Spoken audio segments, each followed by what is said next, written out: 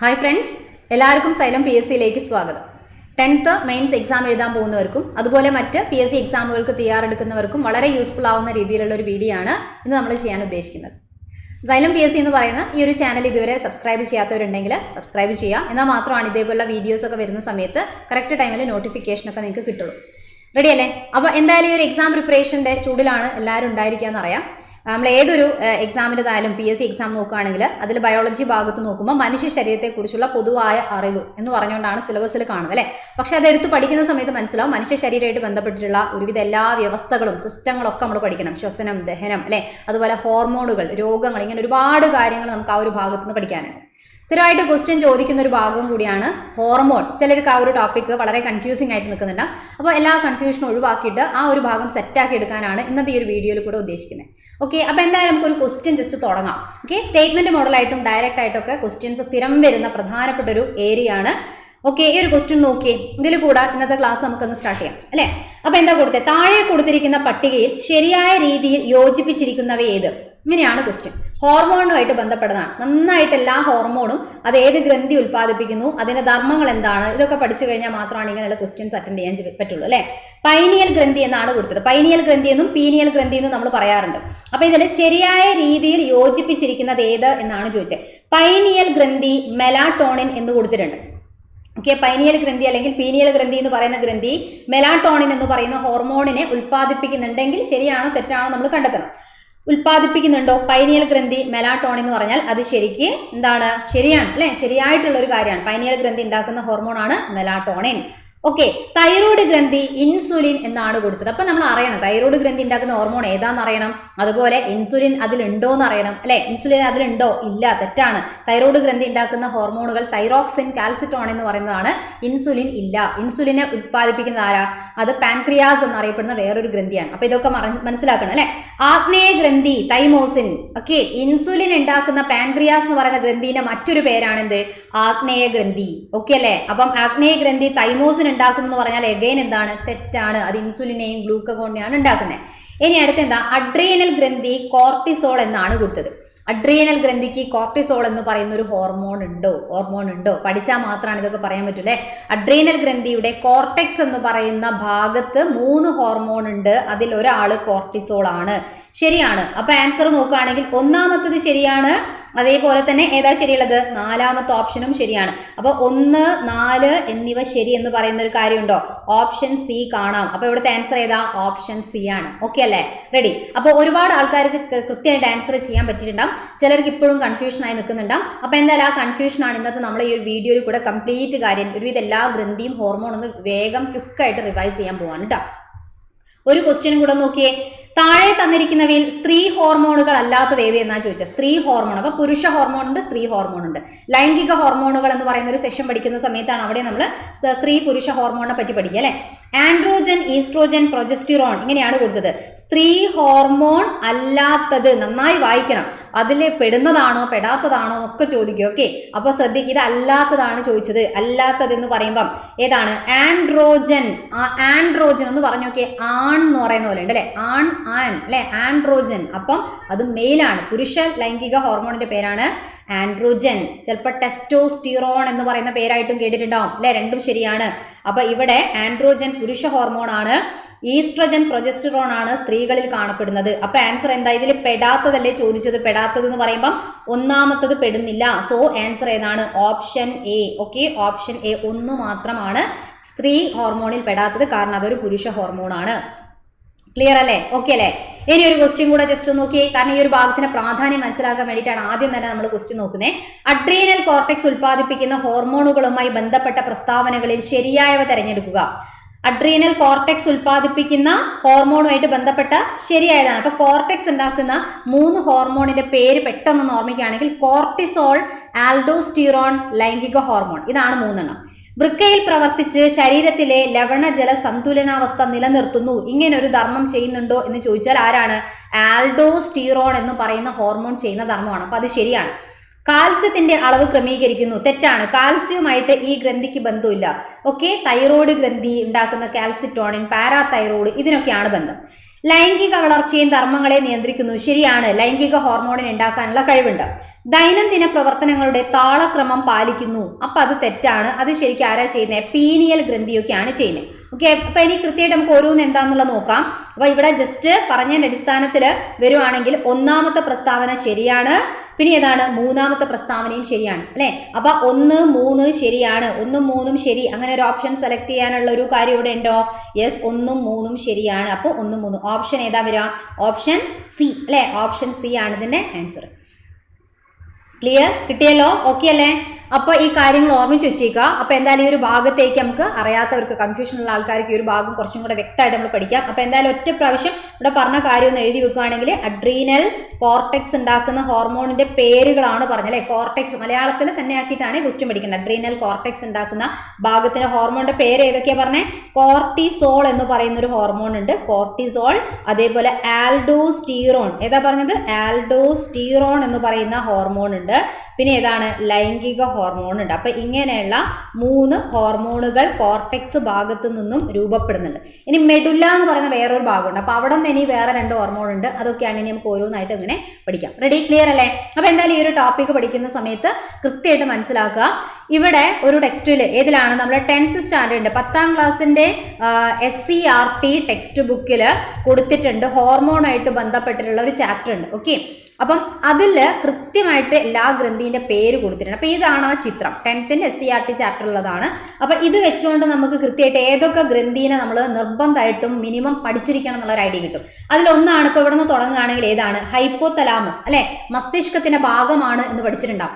ആന്തര സമസ്ഥിതി പാലനത്തിന് സഹായിക്കുന്ന മസ്തിഷ്ക ഭാഗം. അപ്പൊ ആന്തര സമസ്ഥിതി പാലനം അവരെങ്ങനെയാണ് ചെയ്യുന്നത്? ഹോർമോണിനൊക്കെ നിർമ്മിച്ചുകൊണ്ടാണ് ചെയ്യുന്നത്. അപ്പൊ അത് നമ്മൾ ഈ കൂട്ടത്തിൽ പഠിക്കും. മസ്തിഷ്ക ഭാഗമാണ്, അതേസമയം ഹോർമോണിന് ഉണ്ടാക്കാനുള്ള കഴിവുണ്ട്.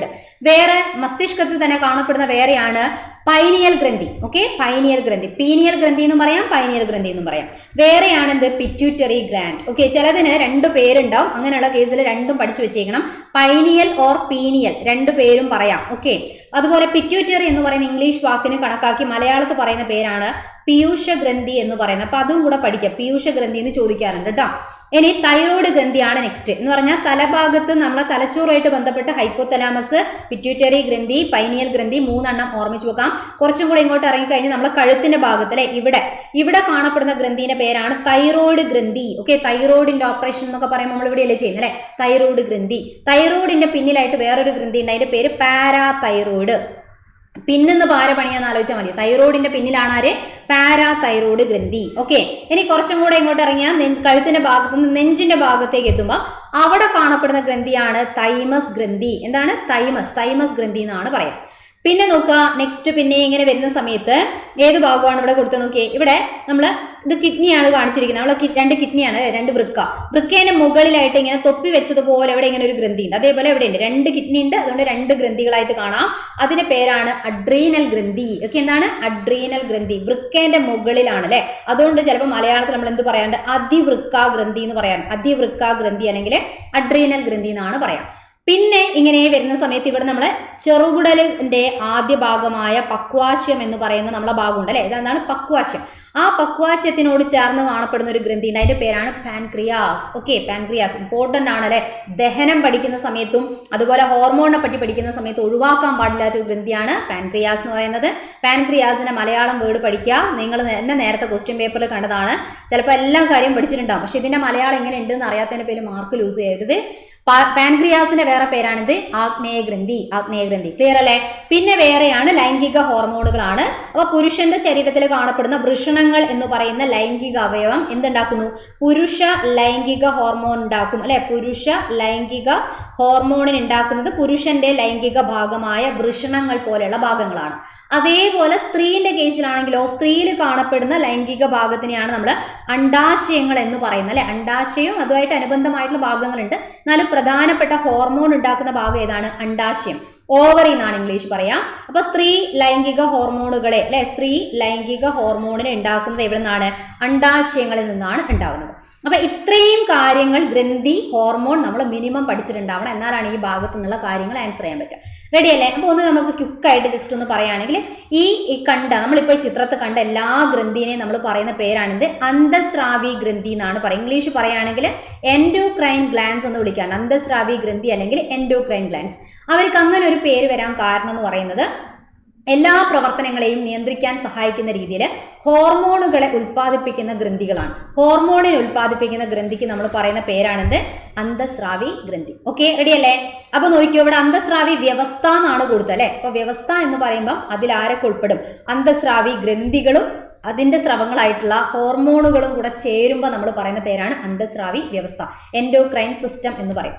ശരീരത്തിലെ പ്രവർത്തനങ്ങളെല്ലാം നിയന്ത്രിക്കുക, ഏകോപിപ്പിക്കുക, കൃത്യമായിട്ട് ഓരോ കാര്യങ്ങൾ ചെയ്യുക അല്ലെ, എല്ലാത്തിനെയും കൺട്രോൾ ചെയ്യുക, കോർഡിനേറ്റ് ചെയ്യുക. അപ്പൊ അതിനൊക്കെ സഹായിക്കുന്ന രീതിയിലുള്ള ഒരു അവയവ വ്യവസ്ഥ അല്ലെങ്കിൽ ഒരു വ്യവസ്ഥയാണ് അന്തസ്രാവി വ്യവസ്ഥ എന്ന് പറഞ്ഞാൽ. അതിൽ ആരൊക്കെയുള്ളത്? കുറെ ഗ്രന്ഥികളെ പേര് നമ്മൾ പഠിക്കും. ഇപ്പൊ നമ്മൾ ചിത്രത്തിൽ കണ്ട ഗ്രന്ഥി, അവരുണ്ടാക്കുന്ന സ്രവങ്ങൾക്ക് നമ്മൾ പറയുന്ന പേരാണിത് ഹോർമോണുകൾ എന്നാണ് പറയുക. ഓക്കെ, ഹോർമോണുകൾ. ഇനി നോക്കുക, ഈ ഹോർമോണുകൾ ഈ ഗ്രന്ഥി ഹോർമോൺ ഉണ്ടാക്കിയാലും ഇത് ആവശ്യമുള്ള ഭാഗത്തേക്ക് എത്തിക്കാൻ ഈ ഗ്രന്ഥിക്ക് പ്രത്യേകിച്ച് കുഴൽ സംവിധാനങ്ങൾ ഇല്ല എന്ന് പറയാറുണ്ട്. കുഴൽ എന്ന് വെച്ചാൽ അതിന് ട്യൂബുകളില്ല, ഈ ഹോർമോണിനെ ഒഴുക്കി വിടാനുള്ള ട്യൂബില്ല. അപ്പൊ അതുകൊണ്ട് ഈ ഗ്രന്ഥികളെ നമ്മൾ പറയാറുണ്ട് നാളീരഹിത ഗ്രന്ഥികൾ എന്ന് വിളിക്കാറുണ്ട്. നാളികൾ ഇല്ലാത്ത ഗ്രന്ഥി, നാളീരഹിത ഗ്രന്ഥികൾ എന്നാണ് അന്തസ്രാവി ഗ്രന്ഥിനെ പറയുക. കാരണം ഇവർ ഒരു ഹോർമോണിന് ഉണ്ടാക്കിയാൽ ഹോർമോണിന് ഇപ്പൊ ആവശ്യമുള്ളത് എവിടെയാണോ അവിടേക്ക് ഒഴുക്കി വിടാനുള്ള ഒരു കുഴലില്ല അവർക്ക് അല്ലെ. അപ്പൊ നാളി ഇല്ലാത്ത ഗ്രന്ഥി, നാളീരഹിത ഗ്രന്ഥി എന്നാണ് പറയാം. അപ്പൊ പിന്നെ ഇവരെങ്ങനെയാണ് ഈ ഹോർമോണിനെ കൊണ്ടു കൊടുക്കുന്നത് എന്ന് ചോദിച്ചു കഴിഞ്ഞാൽ എങ്ങനെയാ? രക്തത്തിൽ കൂടെ കടത്തിവിടും അല്ലെ. രക്തത്തിൽ കൂടെയാണ് ഹോർമോണുകൾ സംവഹിക്കപ്പെടുന്നത്. രക്തത്തിലേക്ക് കൊടുക്കും, രക്തം എന്ത് ചെയ്തോളും? ഇതിനെ ഇങ്ങനെ കൊണ്ടു അല്ലെ. അപ്പൊ ഈ ഹോർമോണുകളെ പോയി നമ്മൾ ശരീരത്തിന്റെ ഏതൊക്കെ ഭാഗത്താണോ ഹോർമോണുകൾ ആവശ്യമുള്ളത് അവിടെയുള്ള കോശങ്ങൾ ഈ ഹോർമോണിനെ പിടിച്ചെടുക്കും. ആവശ്യമുള്ള കോശങ്ങൾക്ക് അറിയാം അല്ലെ അതിന് വേണ്ട ഹോർമോൺ ഏതാ വേണ്ടത്. അപ്പൊ ഏതൊക്കെ കോശങ്ങളിലാണോ ഹോർമോണുകൾ പോയിട്ട് കൃത്യമായി പ്രവർത്തിക്കേണ്ടത് ആ കോശങ്ങൾക്ക് നമ്മൾ പറയുന്ന പേരാണ് ലക്ഷ്യകോശങ്ങൾ എന്നാണ് പറയുക. ഓർമ്മിച്ച് വെച്ചേക്കണേ, ലക്ഷ്യകോശങ്ങൾ. ഹോർമോണുകൾ ലക്ഷ്യം വെച്ച് പോകുന്ന കോശം, ഏതൊക്കെ കോശത്തിനാണോ ഹോർമോൺ ആവശ്യം, ഹോർമോൺ പ്രവർത്തിക്കേണ്ട കോശങ്ങൾ ഏതൊക്കെയാണോ അതിന് പറയുന്ന പേരാണ് ലക്ഷ്യകോശങ്ങൾ. റെഡി അല്ലേ? ക്ലിയർ അല്ലേ? സിമ്പിൾ കാര്യങ്ങളാണ്. ഇനി നമുക്ക് ക്വിക്കായിട്ട് ഓരോ ഭാഗവും ഒന്ന് ഓർമ്മിച്ചെടുത്ത് പോകാനാണ് നമുക്ക് സമയമുള്ളൂ. ഒന്ന് റിവിഷൻ ആണ്. നോക്കാം. ആദ്യം തന്നെ ഹൈപ്പോതലാമസ്, തലച്ചോറുമായി ബന്ധപ്പെട്ട ഹൈപ്പോതലാമസ് അല്ലെ. മസ്തിഷ്കത്തിന്റെ ഭാഗമാണ് ഹൈപ്പോതലാമസ്. അതൊരു അന്തസ്രാവി ഗ്രന്ഥിയാണ്, ഇമ്പോർട്ടന്റ് ആണ്, ചിലപ്പോൾ ചോദിക്കാം. മസ്തിഷ്ക ഭാഗം, അന്തസ്രാവി ഗ്രന്ഥിയായി പ്രവർത്തിക്കുന്ന മസ്തിഷ്ക ഭാഗം ഏത്? ഹൈപ്പോതലാമസ് ആണ് ആൻസർ. ഓക്കെ അല്ലെ? അപ്പൊ ഈ ഹൈപ്പോതലാമസ് ഉണ്ടാക്കുന്ന ഹോർമോണുകൾ ഏതൊക്കെയെന്ന് ചോദിക്കുമ്പോൾ പൊതുവെ ഇവരുണ്ടാക്കുന്ന ഹോർമോണുകളെ നമ്മൾ റിലീസിംഗ് ഹോർമോണുകൾ എന്നും ഇൻഹിബിറ്ററി ഹോർമോണുകൾ എന്നുള്ള രീതിയിൽ തരം തിരിച്ചു പറയാറുണ്ട്. മറ്റുള്ള എല്ലാ ഗ്രന്ഥികളെയും നിയന്ത്രിക്കാൻ സഹായിക്കുന്ന രീതിയിൽ, എല്ലാ ഹോർമോണുകളും ഉൽപ്പാദിപ്പിക്കാൻ സഹായിക്കുന്ന രീതിയിൽ എല്ലാ ഗ്രന്ഥികളും ഹോർമോണിനെ ഉൽപ്പാദിപ്പിക്കാൻ വേണ്ടി ഇവർ ഏറ്റവും മുകളിൽ നിന്ന് റിലീസിങ് ഹോർമോൺ ഉണ്ടാക്കും, സ്വിച്ച് ഓൺ ചെയ്യുന്നത് പോലെ അല്ലെ. അതേപോലെ മറ്റുള്ള ഗ്രന്ഥികളൊക്കെ ഓഫ് ചെയ്യാൻ വേണ്ടി, എല്ലാവരെയും പ്രവർത്തനം നിലയ്ക്കാൻ വേണ്ടിയിട്ട് ഇവരുണ്ടാക്കുന്ന ഹോർമോണാണ് ഇൻഹിബിറ്ററി ഹോർമോൺ. നമ്മളിപ്പോൾ ആവശ്യമുള്ള സമയത്ത് സ്വിച്ച് ഇടും, ഓൺ ആക്കും, അത് വേണ്ടാത്ത സമയത്ത് ഓഫ് ചെയ്യും. അതേപോലെ ഏറ്റവും മുകളിൽ ഇരുന്നുകൊണ്ട് നിയന്ത്രിക്കുകയാണ് ശരിക്കും ഹൈപ്പോതലാമസ്. ഓക്കെ, ആ ഹൈപ്പോതലാമസ് ഒരു സ്വിച്ച് ഓൺ പോലെ ചെയ്യാൻ വേണ്ടിയിട്ടാണ് റിലീസിങ് ഹോർമോൺ. അപ്പൊ എല്ലാ ഗ്രന്ഥികളും ഹോർമോണുകളെ റിലീസ് ചെയ്യും, ഇങ്ങനെയുള്ള കാര്യം ചെയ്യും. അത് നിർത്തേണ്ട സമയത്ത് ഇൻഹിബിറ്ററി ഹോർമോണിനെയാണ് ഉണ്ടാക്കുക. അപ്പം ക്വസ്റ്റ്യൻ ചോദിക്കാം, റിലീസിങ് ഹോർമോൺ, ഇൻഹിബിറ്ററി ഹോർമോൺ ഇതിനെ ഉൽപ്പാദിപ്പിക്കുന്നത് ആരാണ്? Answer hypothalamus. ഇനി പിറ്റ്യൂട്ടറി ഗ്രന്ഥിയെയും അതുവഴി അന്തസ്രാവി വ്യവസ്ഥയെയും മൊത്തമായിട്ടും ഇവരെ നിയന്ത്രിക്കുന്നു. അപ്പൊ നമ്മൾ പലപ്പോഴും കേട്ടുവെച്ചിട്ടുണ്ടാവും, എല്ലാ ഗ്രന്ഥിനെ നിയന്ത്രിക്കുന്നത് ശരിക്ക് പിറ്റ്യൂട്ടറി ഗ്രന്ഥിയാണ്, നായക ഗ്രന്ഥി, മാസ്റ്റർ ഗ്ലാൻഡ് എന്ന് പിറ്റ്യൂട്ടറി ഗ്രന്ഥിനെ വിളിക്കുന്നതെന്ന് പറഞ്ഞു അല്ലെ. ശരിക്കും പറഞ്ഞാൽ പിറ്റ്യൂട്ടറി ഗ്രന്ഥിന്റെയും കൺട്രോൾ അതിന്റെയും മുകളിൽ നിന്ന് ചെയ്യുന്നത് ആരാ? ഹൈപ്പോതലാമസ് ആണ് ചെയ്യുന്നത്. Okay, ready? ചിത്രത്തിൽ ഒന്നും കൂടെ വരികയാണെങ്കിൽ നമ്മളെ പിറ്റ്യൂട്ടറി ഗ്രന്ഥി എവിടെയുണ്ട്? ഈ തലച്ചോറിലുണ്ടല്ലേ, ഈ ഭാഗത്തുണ്ട്, ബ്രെയിനിലുണ്ട്. അതിന്റെയും കൺട്രോൾ അതിന്റെ മുകളിൽ ഇരുന്നിട്ട് ആരാ ചെയ്യുന്നത്? ഹൈപ്പോതലാമസ് ആണ് കൺട്രോൾ ചെയ്യുന്നത്. ഹൈപ്പോതലാമസ് ശരിക്കും ആരോടാ പറയാ? പിറ്റ്യൂട്ടറി ഗ്രന്ഥിനെയാണ് കൺട്രോൾ ചെയ്യുന്നത്. അപ്പൊ പിറ്റ്യൂട്ടറി ഗ്രന്ഥിയാണ് മറ്റുള്ള എല്ലാ ഗ്രന്ഥികളെയും കൺട്രോൾ ചെയ്യാം. ഓക്കെ, അപ്പൊ ഓർമ്മിച്ച് വെച്ചേക്കുക. അതുകൊണ്ട് തന്നെ നമ്മൾ പിറ്റ്യൂട്ടറി ഗ്രന്ഥിനെ മാസ്റ്റർ ഗ്ലാൻഡ് എന്ന് വിളിക്കാറുണ്ട്. അതാണ് മാസ്റ്റർ ഗ്ലാൻഡ്, നായക ഗ്രന്ഥി എന്ന് വിളിക്കാറുണ്ട് അല്ലെ. ഒരു സിനിമയിലെ നായകൻ, ഹീറോ എന്ന് പറഞ്ഞാൽ മെയിൻ റോൾ ചെയ്യുന്ന ആളല്ലേ. അതുകൊണ്ട് നമ്മൾ പിറ്റ്യൂട്ടറി ആണ് എല്ലാവരെയും നിയന്ത്രിക്കുന്ന എന്നുള്ള അർത്ഥത്തിൽ നായക ഗ്രന്ഥി എന്ന് പറയും. പക്ഷെ അയാളെ മുകളിൽ ഒരു നായകനുണ്ട്. അപ്പോൾ നമ്മളെ മാസ്റ്റർ ഉണ്ടെങ്കിൽ, നമ്മളെ മാസ്റ്ററിന് ഒരു മാസ്റ്റർ ഉണ്ടാവില്ലേ അല്ലെ. മാസ്റ്റർ ഗ്ലാൻഡ് പിറ്റ്യൂട്ടറി ആണെങ്കിൽ മാസ്റ്റർ ഓഫ് മാസ്റ്റർ ഗ്ലാൻഡ്, നമ്മുടെ മാസ്റ്റർ ഗ്ലാൻഡ് പിറ്റ്യൂട്ടറിന്റെ മാസ്റ്റർ ഓഫ് മാസ്റ്റർ ഗ്ലാൻഡ് എന്ന് വേണമെങ്കിൽ ആരെ വിളിക്കാം? ഹൈപ്പോതലാമസിനെ വിളിക്കാം. ഓക്കെ, ഹൈപ്പോതലാമസിനെ വിളിക്കാം. അതിനായക ഗ്രന്ഥി എന്നൊക്കെ നമ്മൾ അതിനായക ഗ്രന്ഥി എന്നൊക്കെ വിളിക്കുന്ന ഗ്രന്ഥിയാണിത്. Hypothalamus, master of master gland. ഇയാളാണ് ഏറ്റവും മുകളിൽ നിന്ന് കൺട്രോൾ ചെയ്യുന്നത്. ഓക്കെ, അപ്പോൾ ക്വസ്റ്റ്യൻ എങ്ങനെ ചോദിക്കാം? റിലീസിംഗ് ഹോർമോൺ, ഇൻഹിബിറ്ററി ഹോർമോൺ ഉൽപ്പാദിപ്പിക്കുന്ന ആരാണ്? ഏതാണ്? ഹൈപ്പോതലാമസ് ആണ്. പിറ്റ്യൂട്ടറി ഗ്രന്ഥിനെയും അതുവഴി എല്ലാ അന്തസ്രാവി ഗ്രന്ഥിനെയും ഇവര് നിയന്ത്രിക്കും അല്ലെ. അന്തസ്രാവി ഗ്രന്ഥിയായിട്ട് പ്രവർത്തിക്കുന്ന മസ്തിഷ്ക ഭാഗം ഏതാ ചോദിച്ചാൽ ഇനി ആൻസർ കിട്ടിയില്ലേ? ഏതാണ്? ഹൈപ്പോതലാമസ് ആണ് അല്ലെ. ഹൈപ്പോതലാമസ് ആണ് ആ ഒരു കാര്യം ചെയ്യുന്നത്. പക്ഷെ മാസ്റ്റർ ഓഫ് മാസ്റ്റർ ഗ്ലാൻഡ് എന്ന് പറഞ്ഞാലും ഹൈപ്പോതലാമസ് ആണ്. ഹൈപ്പോതലാമസ് ആണ്. പക്ഷെ മറക്കരുത്, മാസ്റ്റർ ഗ്ലാൻഡ് എന്ന് മാത്രം ചോദിക്കുകയാണെങ്കിൽ അവിടെ ആൻസർ മാറും. അതുകൊണ്ട് ഞാൻ വേറെ കളറിൽ തന്നെ നോട്ട് ചെയ്യുന്നുണ്ട്. അതാരാ വേണ്ടേ? അത് പിറ്റ്യൂട്ടറി എന്ന് പറയുന്ന ഗ്രന്ഥിയാണ്. പിറ്റ്യൂട്ടറി എന്ന് പറയാം, അല്ലെങ്കിൽ പീയൂഷ ഗ്രന്ഥി എന്ന് പറയുന്നവരാണ് മാസ്റ്റർ ഗ്ലാൻഡ്. അതിന്റെയും മാസ്റ്റർ ആണ് ഹൈപ്പോതലാമസ്. ഓക്കെ, അപ്പൊ ഹൈപ്പോതലാമസ് നിർമ്മിക്കുന്ന ഹോർമോൺ ഏതൊക്കെയാണ്? റിലീസിംഗ് ഹോർമോണിന് ഉണ്ടാക്കും, ഇൻഹിബിറ്ററി ഹോർമോണിന് ഉണ്ടാക്കും. ഓക്കെ, റിലീസിംഗ് ഹോർമോൺ ഉണ്ടാക്കിയിട്ട് തൊട്ട താഴെയുള്ള പിറ്റ്യൂട്ടറി ഗ്രന്ഥിനെ ഓൺ ആക്കും. അപ്പൊ പിറ്റ്യൂട്ടറി ഗ്രന്ഥി മറ്റുള്ള ഗ്രന്ഥികളൊക്കെ നിയന്ത്രിക്കാൻ ആവശ്യമായിട്ടുള്ള ട്രോഫിക് ഹോർമോണുകളൊക്കെ ഉണ്ടാക്കും. ഹോർമോണുകൾ ഉണ്ടാക്കും എന്നൊക്കെ നമുക്കറിയാം. അതേപോലെ ഇൻഹിബിറ്ററി ഹോർമോൺ ആണ് കാര്യം കഴിഞ്ഞാൽ പിറ്റ്യൂട്ടറിനെ ഓഫ് ചെയ്യാൻ വേണ്ടിയിട്ട് ഉണ്ടാക്കുന്ന ഹോർമോൺ. ഇത് കൂടാതെ ഇവരുണ്ടാക്കുന്ന രണ്ട് ഹോർമോൺ ആണ് ഓക്സിറ്റോസിൻ എന്ന് പറയുന്ന ഹോർമോണും വാസോപ്രസിൻ അഥവാ ADH എന്ന് പേരുള്ള ഒരു ഹോർമോൺ നിർമ്മിക്കുന്ന ആരാണ്? അതും നമ്മളെ ആരാ നിർമ്മിക്കുന്നത്? ഈ പറഞ്ഞ ഹൈപ്പോതലാമസ് ആണ്. ഓർമ്മിച്ചു വെക്കണേ, ഹൈപ്പോതലാമസ് ആണ് ഓക്സിറ്റോസിനെയും വാസോപ്രസിനെയും നിർമ്മിക്കുന്നത്. പക്ഷെ ഈ രണ്ട് ഹോർമോണുകളെയും കൊണ്ടുപോയിട്ട് സംഭരിക്കുന്നത് എവിടെയാണ്? ഈ രണ്ട് ഹോർമോണിനെയും സംഭരിക്കുന്നത് തൊട്ട താഴെ ഇപ്പം നമ്മൾ കണ്ട പിറ്റ്യൂട്ടറി ഗ്രന്ഥിയുടെ പിൻതളത്തിലാണ് ഈ രണ്ട് ഹോർമോണുകൾ സംഭരിക്കുക. ആരാണ്? ഇവര് മാത്രം. ഇതിനെ രണ്ടിനെയും എന്താണ് നിർമ്മിക്കുന്നത് ഹൈപ്പോതലാമസ് ആണ്. പക്ഷെ സംഭരിക്കുന്നത് പിറ്റ്യൂട്ടറി ഗ്രന്ഥിന്റെ പിന്നിൽ ഒരു ദളമുണ്ട്, അത് ഫ്രീ ആണ്. അതുകൊണ്ട് അവിടെ കൊണ്ടുപോയിട്ടാണ് സ്റ്റോർ ചെയ്യുക. ആവശ്യമുള്ള സമയത്ത് അവരാണ് സെക്രീറ്റ് ചെയ്ത് കൊടുക്കുക, സ്രവിപ്പിക്കുക. നിർമ്മിക്കുന്നത് ഹൈപ്പോതലാമസ് ആണെന്ന് ഓർമ്മിച്ചു വെക്കുക. ഓക്കെ, അപ്പം ഓക്സിറ്റോസിന്റെ ധർമ്മം ചോദിക്കാം. ഗർഭാശയത്തിലെ മിനുസപേശികളെ സങ്കോചിപ്പിച്ച് പ്രസവം സുഗമമാക്കുന്ന ഹോർമോൺ ചോദിച്ചാൽ ഏതാണ് ആൻസർ? ഓക്സിറ്റോസിൻ. പ്രസവ സമയത്ത് സഹായിക്കുക. അതേപോലെ പ്രസവ സമയത്തിന് ശേഷം മുലപ്പാൽ ചുരത്താൻ സഹായിക്കുന്ന ആരാണ്? ഓക്സിറ്റോസിൻ ആണ്. വാസോപ്രസിന് പറയുന്ന മറ്റൊരു പേരാണ് ADH എന്നാണ് പറയാം, ആന്റി ഡൈയൂററ്റിക് ഹോർമോൺ അല്ലെ. വൃക്കയിൽ ജലത്തിന്റെ പുനരാകിരണത്തിന് സഹായിക്കുന്നു. സ്ഥിരം ചോദിക്കുന്ന ക്വസ്റ്റ്യൻ ആണ്, മാറിപ്പോവരുത്. വൃക്കയിൽ ജലത്തിന്റെ പുനരാകിരണത്തിന് സഹായിക്കുന്നു. അതുകൊണ്ട് തന്നെ ADHന്റെ കുറവ് വന്നു കഴിഞ്ഞാൽ, ഈ ഹോർമോണിന്റെ കുറവ് വന്നു കഴിഞ്ഞാൽ ഉണ്ടാവുന്ന രോഗമാണ് ഡയബറ്റീസ് ഇൻസിപ്പിഡസ് എന്ന് പറയുന്ന രോഗം. ഓക്കെ, ഡയബറ്റീസ് ഇൻസിപ്പിഡസ് എന്ന് പറയുന്ന രോഗം. വൃക്കയിൽ കൂടെ ജലത്തിന്റെ പുനരാകിരണം നടക്കാതെ മൂത്രത്തിൽ കൂടെ ധാരാളം ജലം നഷ്ടമാകുന്ന അസുഖമാണ് ഡയബറ്റീസ് ഇൻസിപ്പിഡസ്. റെഡി? ക്ലിയർ അല്ലേ? അപ്പൊ ഇത്രയും കാര്യങ്ങൾ ഇതിന്റെ കൂടെ കണക്ട് ചെയ്ത് ഓർമ്മിക്കുക, കറക്റ്റ് ആയിട്ട് ഓർമ്മിച്ച് വെച്ചേക്കുക. വൃക്കയിൽ ജലത്തിന്റെ പുനരാകിരണത്തിന് സഹായിക്കുന്ന ഹോർമോൺ ഏതാന്ന് ചോദിച്ചാൽ ഇനി പറയാൻ അറിയാലോ. ഏതാ വേണ്ടേ? ADH എന്ന് പറയുന്നതാണ്. അതിനെ തന്നെ പറയുന്ന പേരാണ് വാസോപ്രസിൻ. ഓക്കെ, വാസോപ്രസിൻ എന്നാണ് പറയാം. ADHന്റെ ഉൽപാദനം കുറയുമ്പോൾ പുനരാകിരണം തടസ്സപ്പെട്ട് മൂത്രത്തിലൂടെ കൂടിയ അളവിൽ ജലനഷ്ടം. ആ രോഗത്തിന് പറയുന്ന പേരെന്താ? Diabetes insipidus. Okay, diabetes insipidus എന്നാണ് പറയാം. ഇനി ഗർഭാശയ ഭിത്തി അല്ലെ, പ്രസവ സമയത്ത് ആരാണ്? അത് ഓക്സിറ്റോസിൻ ആണ്. അതുകൊണ്ട് വേണേ ബർത്ത് ഹോർമോൺ എന്ന് പറയുന്നത് ഏതാണെന്ന് ജസ്റ്റ് ഓർമ്മിച്ച് വെച്ചേക്കാം അല്ലെ. ബർത്ത്, ജനനം നടക്കുന്ന സമയത്ത് സഹായിക്കുന്ന ഹോർമോൺ ഏതാ? ബർത്ത് ഹോർമോൺ എന്ന് ചോദിച്ചാൽ അതിന്റെ ആൻസർ ഓക്സിറ്റോസിൻ ആണ്. ഓക്കെ, മറക്കരുത്, ഓക്സിറ്റോസിൻ ആണ് അതിന് ഹെൽപ്പ് ചെയ്യുന്നത്. റെഡി? ക്ലിയർ അല്ലേ? ഇനി അടുത്ത ഗ്രന്ഥിയായിട്ട് നമ്മൾ പറഞ്ഞു ലൈംഗിക ഹോർമോണായിട്ട് ബന്ധപ്പെട്ടിട്ട് നമ്മൾ ശരീരത്തിലെ പുരുഷ സ്ത്രീ ലൈംഗിക അവയവങ്ങളിൽ ലൈംഗിക ഹോർമോൺ ഉണ്ടാക്കും. പുരുഷ ലൈംഗിക ഹോർമോണിന്റെ പേര് ചോദിച്ചാൽ ഏതാ ഓർമ്മിക്കണ്ടേ? നേരത്തെ നമ്മൾ എന്താ കണ്ട ക്വസ്റ്റ്യനിൽ ആൻഡ്രോജൻ എന്ന് കണ്ടല്ലേ, ആ പേര് ഓർമ്മിക്കാം. ഇനി അല്ലെങ്കിൽ ടെസ്റ്റോസ്റ്റിറോൺ എന്നായിരിക്കും കൊടുത്തിട്ടുണ്ടാവുക. ഓക്കെ, അപ്പൊ അത് ഓർമ്മിച്ച് വെച്ചേക്കാം. ടെസ്റ്റോസ്റ്റിറോൺ അഥവാ ആൻഡ്രോജൻ, അങ്ങനെയാണ് ചോദിക്കുക. ഓക്കെ, ഇനി സ്ത്രീ ലൈംഗിക ഹോർമോൺ ചോദിച്ചാൽ രണ്ട് ഹോർമോണിന്റെ പേര് ഓർമ്മിക്കണം. ആൻഡ്രോജൻ എന്ന് പറയുന്നത് പോലെ ഈസ്ട്രോജൻ. ഏതാണ്? ഈസ്ട്രോജൻ. ഇനി വേറെ രണ്ടവും കൂടി, ഇതിന്റെ വേറെ പേരല്ല, വേറൊരു ഹോർമോൺ തന്നെയാണ്. അതിന്റെ പേരാണ് പ്രൊജസ്റ്റിറോൺ എന്നാണ് പറയുന്നത്. എന്താണ്? പ്രൊജസ്റ്റിറോൺ എന്ന് പറയുന്ന ഒരു ഹോർമോൺ ഉണ്ട്. ഓക്കെ, ഈസ്ട്രോജനും പ്രൊജസ്റ്റിറോൺ ആണ് സ്ത്രീകളിൽ കാണപ്പെടുന്ന ലൈംഗിക ഹോർമോൺ. അപ്പൊ സ്ത്രീൻ്റെതായിട്ടുള്ള എല്ലാ കാര്യങ്ങളും നിയന്ത്രിക്കുക അല്ലെ, ലൈംഗികമായിട്ടുള്ള ക്യാരക്ടേഴ്സും മറ്റുള്ള പ്രത്യേകതകളൊക്കെ നിയന്ത്രിക്കുക. ഇതൊക്കെ ചെയ്യുന്നത് ഈ ഹോർമോൺ ആണ്. പുരുഷനും സ്ത്രീയിലും ഈ ഹോർമോണുകളാണ് ചെയ്യുക. ഇനി വേറൊരു ക്വസ്റ്റ്യൻ ആണ് സ്ത്രീ ലൈംഗിക ഹോർമോൺ ആയിട്ട് ചോദിക്കുന്ന മറ്റൊരു ക്വസ്റ്റ്യൻ ആണ് ഭ്രൂണത്തെ ഗർഭാശയത്തിൽ നിലനിർത്താൻ. കാരണം ഒരു പ്രഗ്നൻസി സ്റ്റേജിൽ എത്തിക്കഴിഞ്ഞാൽ ഒരു യൂട്രസിനകത്ത് വളരുന്ന ഭ്രൂണം അല്ലെ വളരുന്ന കുഞ്ഞാണ്, അതിനെ അവിടെ തന്നെ നിലനിർത്താൻ സഹായിക്കുന്ന ഹോർമോൺ ഏതാന്ന് ചോദിച്ചാൽ ഏതാ?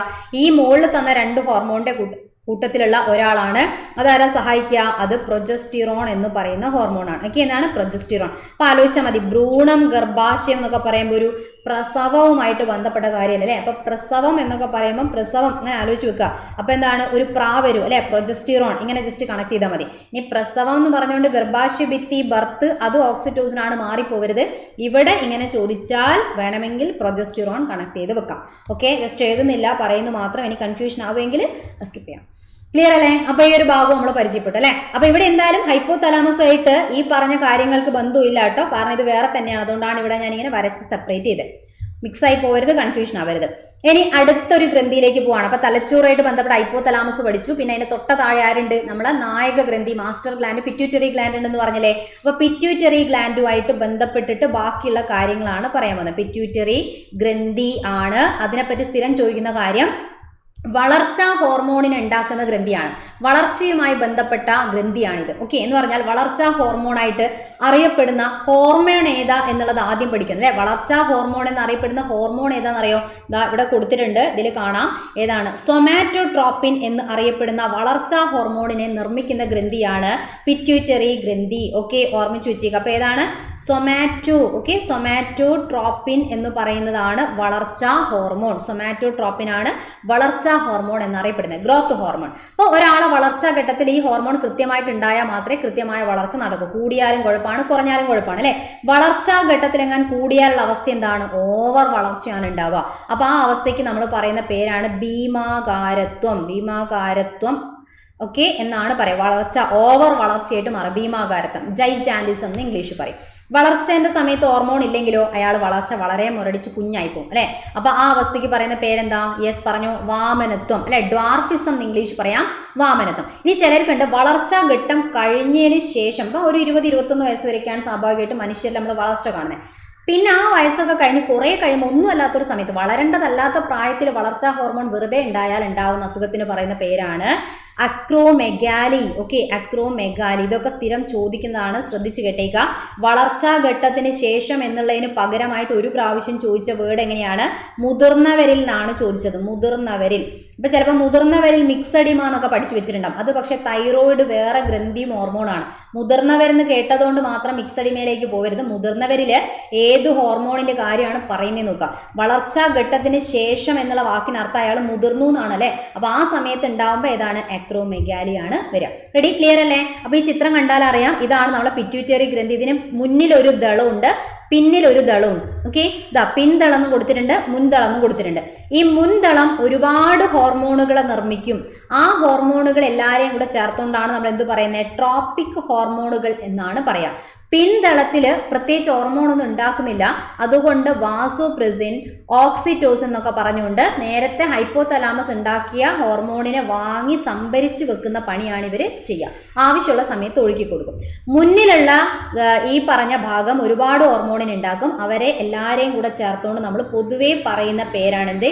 ട്രോപ്പിക് ഹോർമോൺ എന്നാണ് പറയുക. ഇവിടെ നിങ്ങൾക്ക് വാക്ക് കാണാൻ പറ്റും, ട്രോപ്പിക് ഹോർമോൺ. കണ്ടില്ലേ? എല്ലാവരെയും കൂടെ ചേർത്തുകൊണ്ടാണ് പറയാം. ഇവർ മറ്റുള്ള ഓരോ ഗ്രന്ഥിനെ നിയന്ത്രിക്കുകയാണ് ചെയ്യുന്നത്. അതിന് എക്സാമ്പിൾ ആണ് TSH എന്ന് പറഞ്ഞാൽ ACTH. ഓക്കെ, എല്ലാത്തിനെയും ഫുൾ ഫോം നോക്കണേ. TSH തൈറോയിഡ് സ്റ്റിമുലേറ്റിംഗ് ആണ്. അപ്പൊ തൈറോയിഡ് ഗ്രന്ഥിനെ സ്റ്റിമുലേറ്റ് ചെയ്യുക, കൺട്രോൾ ചെയ്യുക. ACTH എന്ന് പറയുമ്പോൾ അഡ്രീനൽ ഗ്രന്ഥി എന്ന് പറയുന്ന ഗ്രന്ഥിന്റെ കോർട്ടെക്സിനെ കൺട്രോൾ ചെയ്യുക. ഇനി GTH ആണ് ഗൊണാഡോട്രോപിക് എന്ന് പറഞ്ഞാൽ ലൈംഗിക അവയവങ്ങളെ കൺട്രോൾ ചെയ്ത് ലൈംഗിക ഹോർമോൺ ഉണ്ടാക്കുക. വളർച്ചാ ഹോർമോൺ ഇപ്പൊ എന്താ ചെയ്യുന്നത്? സൊമാറ്റോട്രോപ്പിൻ, വളർച്ചനെ നിയന്ത്രിക്കുക അല്ലെ. പിന്നെ പ്രോലാക്റ്റിൻ എന്ന് പറയുന്ന ഒരു ഹോർമോണിനെ ഉണ്ടാക്കും. പ്രോലാക്റ്റിൻ, ലാക്ടോജൻ, ലാക്റ്റിൻ എന്നൊക്കെ പറയുമ്പോൾ പാലുമായിട്ട് ബന്ധമുള്ളതാണ്. അപ്പൊ എന്തായാലും സ്ത്രീകളിലൊക്കെ എന്താണ്? മുലപ്പാൽ ഉൽപാദനത്തിന് സഹായിക്കുക. മുലപ്പാൽ ചുരത്താൻ സഹായിക്കുന്നത് ഓക്സിറ്റോസിൻ ആണ്. മുലപ്പാൽ ഉൽപാദനത്തിന് സഹായിക്കുന്ന ഏതാണ്? പ്രോലാക്റ്റിൻ ആണ്. മാറിപ്പോവരുത് കേട്ടോ. ഓക്കെ, ഇനി അടുത്തൊരു ഗ്രന്ഥി നോക്കുകയാണെങ്കിലോ, നെക്സ്റ്റ് ഏതാ? പൈനിയൽ ഗ്രന്ഥി, ബ്രെയിനിൽ തന്നെ നമ്മൾ കണ്ടൊരു ഗ്രന്ഥിയാണ് എന്ത്? പൈനിയൽ ഗ്രന്ഥി, പീനിയൽ ഗ്രന്ഥി എന്ന് പറയാം. സ്ഥിരം ചോദിക്കുന്ന കാര്യമാണ്. ജൈവ ഘടികാരം, ബയോളജിക്കൽ ക്ലോക്ക് എന്ന് നമ്മൾ വിളിക്കുന്ന ഗ്രന്ഥിയാണ്. ബയോളജിക്കൽ ക്ലോക്ക് എന്നാണ് പറയുക. ഒരു ക്ലോക്ക് എന്തിനാ? സമയം നോക്കാൻ അല്ലെ, രാവിലെ, ഉച്ചയ്ക്ക്, പകൽ എന്നുള്ള രീതിയിൽ നമുക്ക് കൃത്യമായിട്ട് ഓരോ കാര്യങ്ങൾ ചെയ്യാം. അതേപോലെ നമ്മളെ ശരീരത്തിലുള്ള ദൈനംദിന കാര്യത്തിന്റെ ഒക്കെ കൺട്രോൾ ചെയ്യുക. അപ്പൊ രാത്രിയാകുമ്പോൾ നമ്മൾ ഉറങ്ങണം, പകലാകുമ്പോൾ ഉണരുക അല്ലെ. അപ്പം ഉറക്കം, ഉണരൽ ചക്രം അതിനെയൊക്കെ നിയന്ത്രിക്കുക. രാത്രിയാകുമ്പം നമ്മളെ രക്തത്തിൽ ഈ പൈനിയൽ ഗ്രന്ഥി ഉണ്ടാക്കുന്ന മെലാട്ടോണിൻ എന്ന് പറയുന്ന ഹോർമോണിന്റെ അളവ് കൂടി വരുമ്പോൾ നമ്മൾ ഉറങ്ങും. പകൽ സമയമാകുമ്പോൾ അളവ് കുറയുമ്പോൾ നമ്മൾ ഉണരും അല്ലെ. അപ്പൊ ദൈനംദിന പ്രവർത്തനങ്ങളുടെ താളക്രമം അങ്ങനെ ചോദിക്കാം. ദൈനംദിന പ്രവർത്തനം അതിന്റെ താളക്രമം വെച്ചാൽ കൃത്യമായിട്ട് നമ്മൾ എല്ലാ ദിവസത്തെയും കാര്യങ്ങൾ നടക്കണം അല്ലെ. അതിന് സഹായിക്കുന്നത് കൊണ്ടാണ് ബയോളജിക്കൽ ക്ലോക്ക്, ജൈവ ഘടികാരം എന്നൊക്കെ പറയുന്നത്, പീനിയൽ ഗ്രന്ഥിനെ പറയുന്നത്. റെഡി അല്ലേ? ഇനി അടുത്ത ഒരു ഗ്രന്ഥി എന്ന് പറയുമ്പോൾ പറഞ്ഞു തൈറോയ്ഡ് ഉണ്ട്. അത് കഴിഞ്ഞ് നെഞ്ചിന്റെ ഭാഗത്തുള്ള ഒരു തൈമസ് ഉണ്ട്. തൈമസ് നമുക്ക് ആദ്യം പറയാം. തൈമസ് എന്ന് പറയുമ്പോൾ എവിടെ കാണപ്പെടുന്നതാണ്? നെഞ്ചിന്റെ ഭാഗത്താണ് എന്ന് ഓർമ്മിച്ച് വെച്ചേക്കുക. നെഞ്ചിന്റെ ഭാഗത്തായിട്ട് കാണപ്പെടുന്ന അസ്ഥിയാണ് മാറല് അല്ലെ, മാറല് സ്റ്റേണം. അതിന്റെ പിന്നിലായിട്ടാണ് ഇവർ കാണുന്നത്. അപ്പൊ സ്ഥാനം ഫസ്റ്റ് ഒന്ന് ഓർമ്മിക്കാം. ഇതുണ്ടാക്കുന്ന ഹോർമോണിന്റെ പേരാണ് ഏത്? തൈമസ് ഉണ്ടാക്കുന്ന ഹോർമോൺ തൈമോസിൻ. തൈമോസിനെയാണ് നമ്മൾ എന്ത് പേര് വിളിക്കുന്നത്? യുവത്വ ഹോർമോൺ എന്നാണ് പറയുന്നത്. എന്ന് പറഞ്ഞാൽ ശൈശവാവസ്ഥയിൽ അല്ലെ വളർച്ചാ ഘട്ടത്തിൽ ഈ ഹോർമോണും ഗ്രന്ഥിയും ആക്റ്റീവാണ്. പ്രായമാകുന്നതിനനുസരിച്ച് ചുരുങ്ങി ഇല്ലാതാവുന്ന ഗ്രന്ഥിയാണ് ഇത് തൈമസ് ഗ്രന്ഥി എന്ന് പറഞ്ഞാൽ. അതുകൊണ്ടൊക്കെയാണ് യുവത്വ ഹോർമോൺ എന്നൊക്കെ ഇതിനെ പറയുന്നത്. പ്രധാന പരിപാടി എന്ന് പറഞ്ഞാൽ നമുക്ക് രോഗപ്രതിരോധത്തിൽ സഹായിക്കുക എന്നുള്ളതാണ് ഇവർ ചെയ്യുന്ന ഒരു കാര്യം. അതേപോലെ നമുക്ക് രോഗപ്രതിരോധ ശേഷി നൽകുന്ന ടി ലിംഫോസൈറ്റ് ഉണ്ട്. WBC ശ്വേതരക്താണുവിന്റെ ഒരു ടൈപ്പാണ് ടി ലിംഫോസൈറ്റ് എന്ന് പറഞ്ഞാൽ അല്ലെ. WBCയിൽ വരുന്ന ലിംഫോസൈറ്റ് എന്ന് കേട്ടിട്ടുണ്ടാവും. ആ ലിംഫോസൈറ്റ് തന്നെ ബി എന്നും ടി എന്നും പറയുന്ന രണ്ട് ലിംഫോസൈറ്റ് ഉണ്ട്. അതിൽ ടി ലിംഫോസൈറ്റ് ഓക്കെ, ഏതാണ്? ടി ലിംഫോസൈറ്റിന്റെ എന്തിനു വേണ്ടിയിട്ടാണ്? പാകപ്പെടൽ നടക്കുന്ന സ്ഥലമാണ്. പാകപ്പെടൽ നടക്കാൻ സഹായിക്കുന്ന, രോഗപ്രതിരോധത്തിന് സഹായിക്കുന്ന ടി ലിംഫോസൈറ്റിന്റെ പാകപ്പെടൽ നടക്കുന്ന ഗ്രന്ഥി ഏതാന്ന് ചോദിച്ചാൽ തൈമസ് ഗ്രന്ഥി. ഓക്കെ, തൈമസ് ഗ്രന്ഥിന്റെ അടുത്ത് വന്നിട്ട് മെച്ചുർ ആവുന്നതുകൊണ്ടാണ് ഈ ലിംഫോസൈറ്റിന്റെ സ്റ്റാർട്ടിങ്ങിൽ ടി എന്ന് വന്നത്. T for thymus. ക്ലിയർ അല്ലേ? ഓക്കെ, അപ്പൊ ഇത്രയും കാര്യങ്ങൾ കൃത്യമായിട്ട് ആലോചിച്ച് വെച്ചേക്കുക. യുവത്വ ഹോർമോണൊക്കെ സ്ഥിരം ചോദിക്കുന്നതാണ്, മറക്കരുത്. അതേപോലെ ജൈവ ഘടികാരം എന്ന് പറയുന്ന സാധനമൊക്കെ സ്ഥിരം ചോദിക്കുന്നതാണ് കേട്ടോ. അടുത്ത ഗ്രന്ഥി ഏതാ? നമ്മളെ കഴുത്തിലുള്ള നമ്മളെ ഗ്രന്ഥി പറഞ്ഞു തൈറോയ്ഡ് ഗ്രന്ഥിയാണ്. ആദ്യം തന്നെ ഓർമ്മിച്ച് വെച്ചേക്കുക. ഒരുപാട് ഗ്രന്ഥിനെ നമ്മൾ കണ്ടെങ്കിലും ഏറ്റവും വലിയ അന്തസ്രാവി ഗ്രന്ഥി, ഏറ്റവും വലിയ അന്തസ്രാവി ഗ്രന്ഥി ചോദിച്ചാൽ ആൻസർ ഏതാണ്? തൈറോയ്ഡ് ഗ്രന്ഥിയാണ്. ഓക്കെ, റെഡി അല്ലേ? ചെറുത് ഏതാണെന്ന് ചോദിക്കുമ്പോൾ അധികം പിറ്റ്യൂട്ടറി എന്നും പീനിയൽ ഗ്രന്ഥി എന്നും രണ്ടും ഉപയോഗിക്കാറുണ്ട്. അതുകൊണ്ട് ഒരു കൺഫ്യൂസിംഗ് ആയിട്ട് നിൽക്കുന്നതാണ്. PSC ക്കൊക്കെ മുന്നേ ചോദിച്ച് കൺഫ്യൂഷൻ ആയതാണ്. അപ്പോൾ ഓപ്ഷൻ നോക്കി ചെയ്യുക. രണ്ടും കൂടെ ഉണ്ടെങ്കിൽ വീണ്ടും കൺഫ്യൂഷനിലേക്ക് പോകും. എന്നാലും ചില എക്സാമുകളൊക്കെ പീനിയൽ ഗ്രന്ഥിയാണ് ഫോളോ ചെയ്യാറ്. പക്ഷെ ചിലപ്പം PSC തന്നെ പിറ്റ്യൂട്ടറി മുന്നേ ചോദിച്ച് അങ്ങനെ ഒരു കുഴപ്പമായതാണ്. അപ്പോൾ പിറ്റ്യൂട്ടറിയും പീനിയലും രണ്ടും ഇല്ല. അതിൽ പകരം ഏതെങ്കിലും ഒരാളാണുള്ളതെങ്കിൽ അത് നിങ്ങൾക്ക് സെലക്ട് ചെയ്യാം. ഓക്കെ, ഇനി പകരം ഏറ്റവും വലിയ അന്തസ്രാവി എന്നില്ലാണ്ട് ഗ്രന്ഥി എന്ന് മാത്രം ചോദിച്ചാൽ എന്താ പറയണ്ടേ? അത് കരളാണ്. മാറിപ്പോരുത്. ഏറ്റവും വലിയ ഗ്രന്ഥി എന്ന് മാത്രം ചോദിച്ചാൽ കരളാണ്, അന്തസ്രാവി ചോദിച്ചാൽ തൈറോയ്ഡാണ്. ഇവരുണ്ടാക്കുന്ന രണ്ട് ഹോർമോണുകളാണ്. ഹോർമോണുകൾ ഏതാന്ന് വെച്ചാൽ ഒരെണ്ണത്തിന്റെ പേരാണെന്ത്? തൈറോക്സിൻ. Okay, thyroxine. വേറൊരു ഹോർമോണിന്റെ പേരാണ്, രണ്ടാമത്തെ ഹോർമോണിന്റെ പേരാണെന്ത്? കാൽസിട്ടോണിൻ എന്ന് പറയുന്നതാണ് രണ്ടാമത്തെ ഹോർമോൺ. തൈറോക്സിൻ ചെയ്യുന്ന കാര്യം സ്ഥിരം ചോദിക്കുന്ന ക്വസ്റ്റ്യൻ ആണ്. ഉപാപചയ പ്രവർത്തനം, നമ്മുടെ ശരീരത്തിലുള്ള എല്ലാ നിർമ്മാണ ശിഥിലീകരണ പ്രവർത്തനങ്ങളെയും നിയന്ത്രിക്കുന്നതാണ് ഉപാപചയ പ്രവർത്തനം എന്ന് പറഞ്ഞാൽ. അങ്ങനെയുള്ള പ്രവർത്തനമാണ്, അതിനെ നിയന്ത്രിക്കുക. ഓക്കെ, അപ്പം തൈറോയ്ഡ് ഗ്രന്ഥി ഉണ്ടാക്കുന്ന തൈറോക്സിന്റെ അളവ് കുറഞ്ഞാലും കൂടിയാലും പ്രശ്നമാണ് അല്ലെ. ഈ ഗ്രന്ഥി ഉണ്ടാക്കുന്ന തൈറോക്സ് എന്ന് പറയുന്ന ഹോർമോണിന്റെ അളവ് കുറയുകയാണെങ്കിൽ കുറയുക, ആ അവസ്ഥയ്ക്ക് നമ്മൾ പറയുന്ന പേരാണ് ഹൈപ്പോതൈറോയിഡിസം. എന്താണ്? ഹൈപ്പോതൈറോയിഡിസം. ഈ ഹോർമോൺ കുറഞ്ഞാൽ പ്രശ്നമാണല്ലേ, ഉപാപചയ പ്രവർത്തനമൊക്കെ തകരാറിലാവൂലേ.